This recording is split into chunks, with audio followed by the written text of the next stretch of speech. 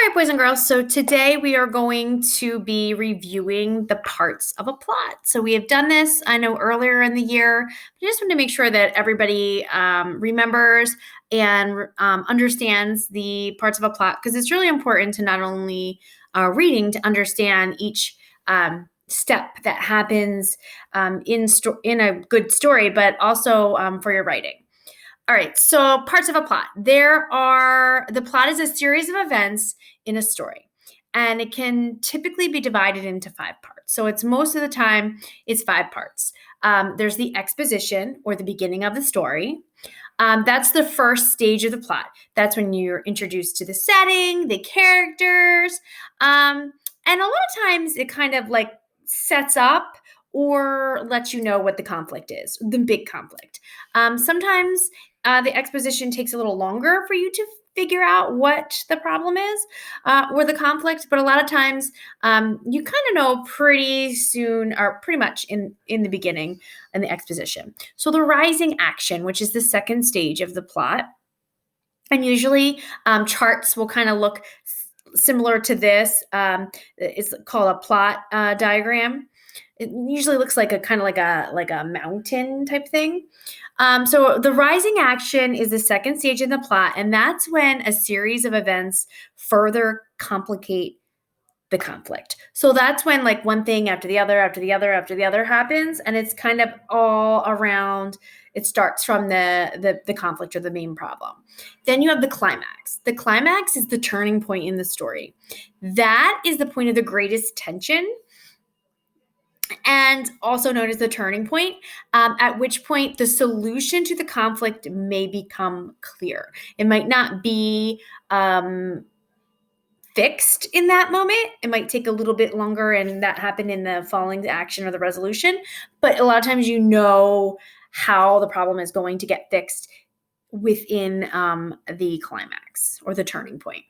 The falling action. The falling action is the stage of the plot in which the tension ceases and the main character takes steps to resolve the conflict. So sometimes if it's a short story, there isn't really a falling action. Like if it's like not a novel or if it's just a really short, quick, like sometimes there's like little movies that are like the shorts, they don't always have a falling action.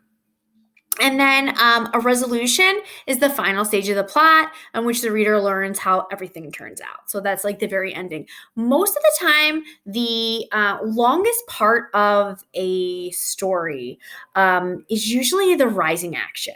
So you have the exposition, you meet everybody, you learn all the characters, and then you move into the rising action where the conflict it's like all the different things that happen until you get to that big, I would say the climax, till you get to that big turning point in the story where, a lot of times it's like, what's going to happen, and then it's like, wah!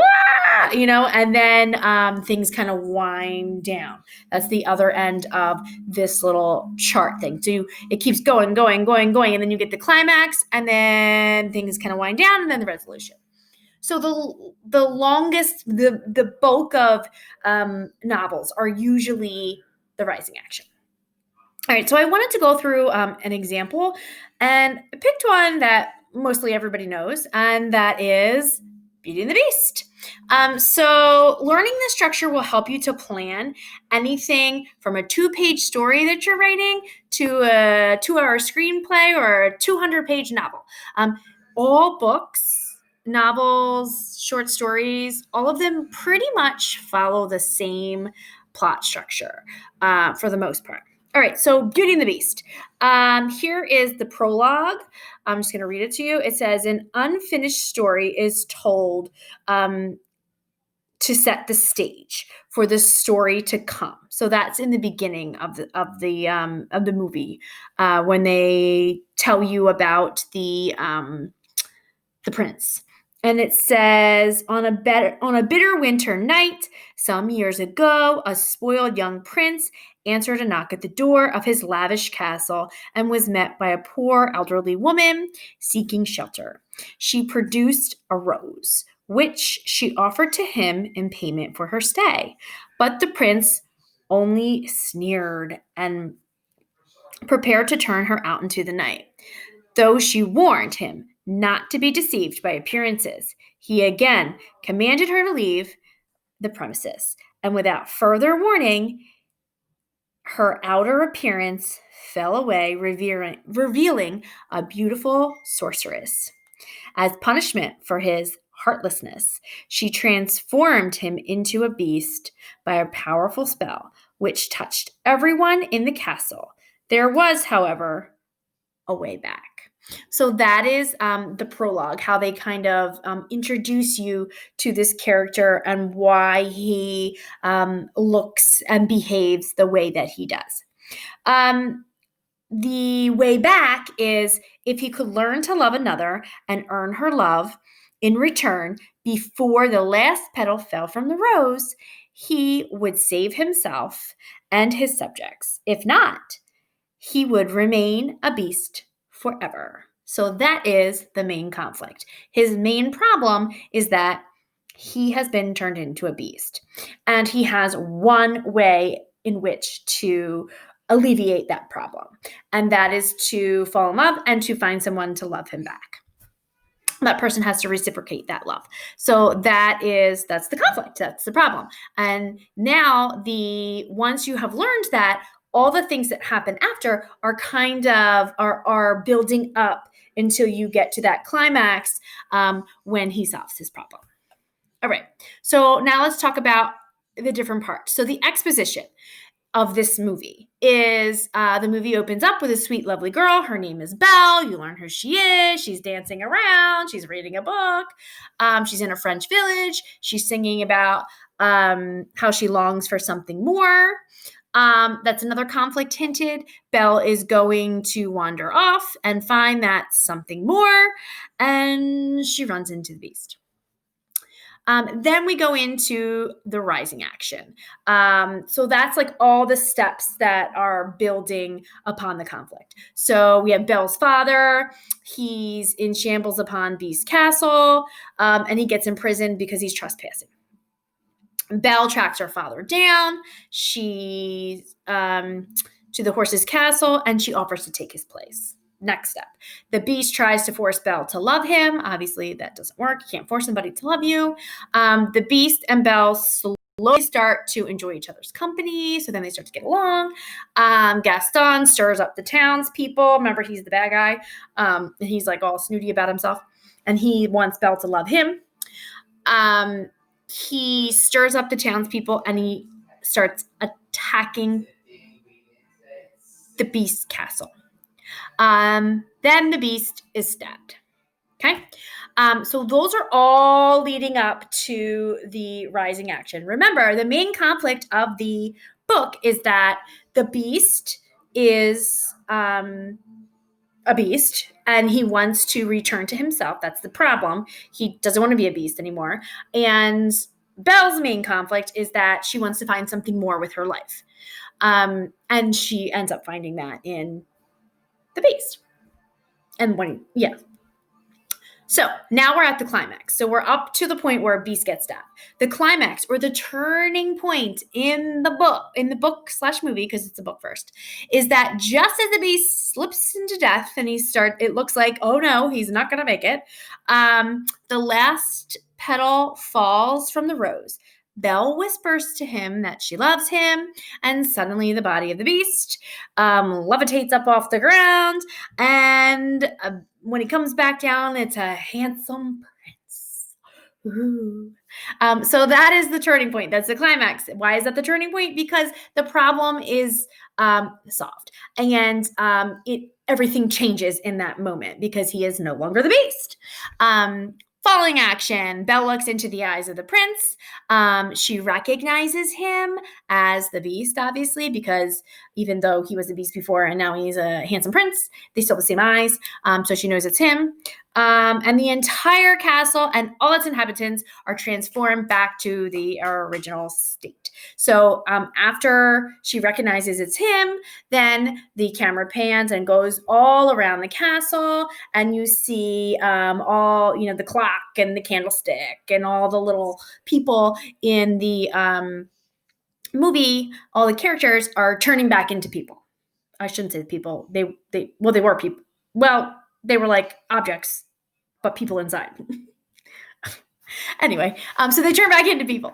And then the resolution is that Belle and the prince live happily ever after in a castle with all of their royal subjects who are now people again.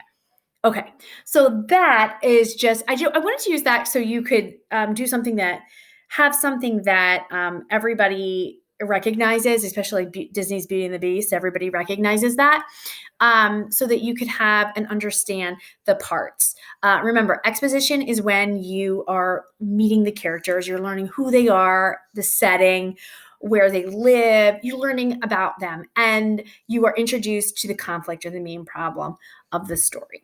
Then you get the rising action. That's the steps that are taken in order in which to solve the problem. Most of the time, it's the longest part of the book or story.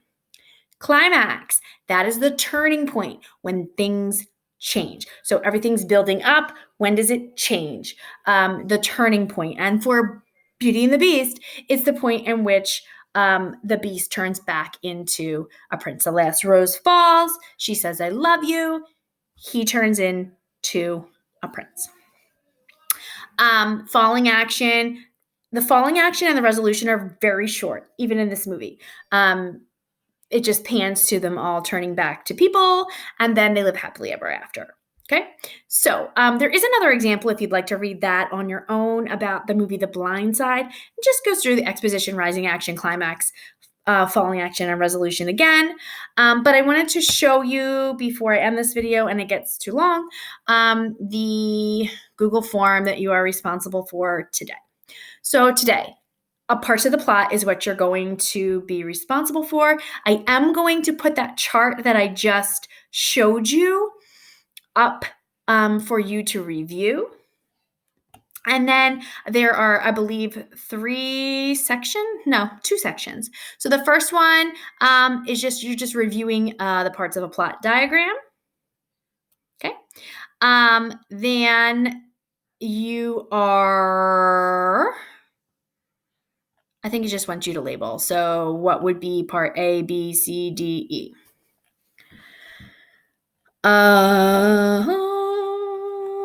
Moving on down. Then it's going to give you a little story about part B, about the dove and the ant. You're going to read the little story, and then you're going to answer the questions about parts of the plot. So what details are included in the exposition of the story? So that would be the beginning of the story. What complication arises? What's the conflict? What's the problem? Sometimes it's called sometimes the problem is called a complication. Same thing. What is the climax of the story? So that's the turning point. Which excerpt is part of the rising action? And then it just keeps on. I'm not going to read every single question. Then there's another story, and it's going to ask you similar questions. Same thing. Lemonade stand, going to ask you the climax. It's going to ask you about the exposition, all that kind of stuff. If you need help or you are confused, you can look at the handout that I just went over. Or you can private message me, or you can jump on to the Zoom that I'm having tomorrow at 12:45. And you can even save this, you can save this form and I can do it with you. So you will feel a little bit more comfortable, or go through it with you, just so that, just if you have any questions. But I think everybody should be pretty much okay, because we have talked about plot before and filled out plot diagrams.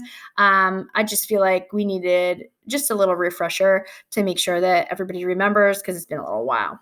Okay. All right, guys. See you all soon. Enjoy. And have a lovely day.